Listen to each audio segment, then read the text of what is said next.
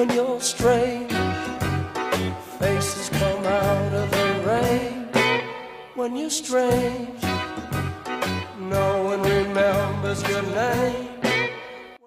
I'm Moses McMullen. I belonged in a rock group in the 80s called 80s Ashes. Hello there, I'm Gerard Gull. I am a method actor. My name is Stella Paparapatopoulos, and I'm a stand-up comedian mostly in Melbourne. Streets are uneven. Our hair was really big and gelled up to the max, you know. Sometimes I used to get so depressed just listening to the same old guitar riffs. I wanted to climb to the top of my hair and, you know, like bloody well jump off. I'm rising from the ashes, you see. Rising from the ashes, and, because now it's real. I want to do something profound. I want to write the music, the kind of music that will affect people, animals, insects. I want to really make a difference, kind of like what the Beatles did. Then again, I mean, they wrote Octopus's Garden, but it's very subtle. It's really, really subtle. It's called You Bastard, and maybe there's a little bit of angst. Yeah, just a little bit of angst. Maybe not as powerful as a triangle that we mentioned before, but it really gets you in there, you know. I feel alive when I'm playing it, you know. I feel really alive. Really alive. I've become a lot more sophisticated, if you will. We're all shells bobbing aimlessly in a calm sea of mediocrity.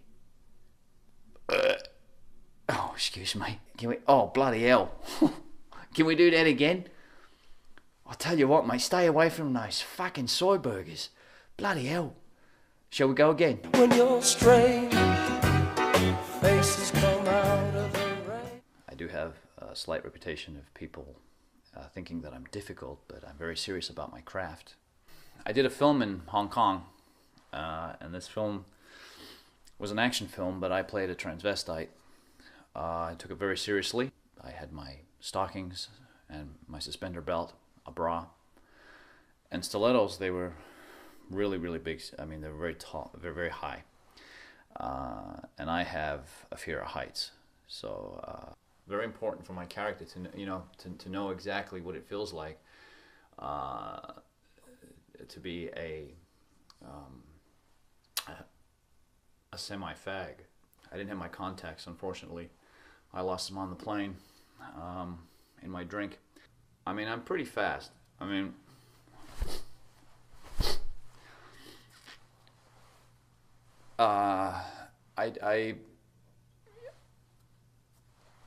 I'm sorry, can we do that again?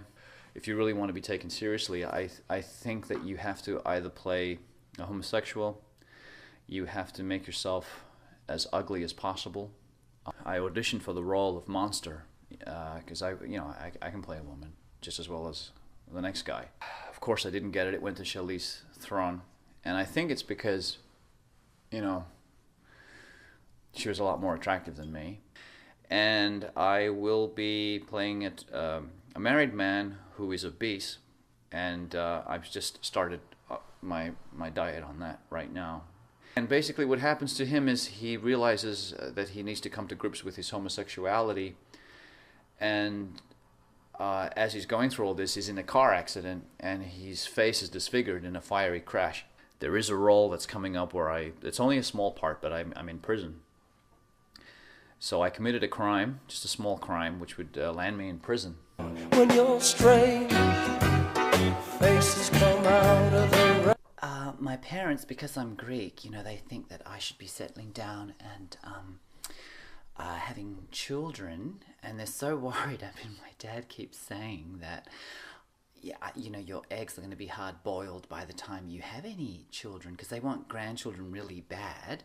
I don't just want to push out little bald people out of my vagina.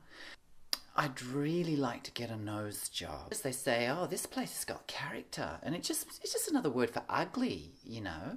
I've got this like insatiable crush on my surgeon, the plastic surgeon that I go and see, and I haven't really paid for anything yet. I just go for consultations because I like to see what I'd look like. And he's so cute. He's a little Chinese guy, and I just love him. I've got sexual fantasies about him and I don't know why. I just do. I already know that when I go to America to do my stand-up, that I'm going to be with George Clooney. You know, and I would probably, you know, shave. Because, you know, when you're Greek, you know, you have hair everywhere. You know, it's all over the chest, it's on the back, it's on the bum, it's on the legs. And you should see some of the men. I just made a joke. I would, you know, for George Clooney, I would get my bikini waxed. Of course, there'd still be a bit of a 5 o'clock shadow because it's kind of like when those bald guys shave their heads, but you can still see where the bald is. It would be like that. Come out of the rain when you're strange. No one remembers your name when you're strange.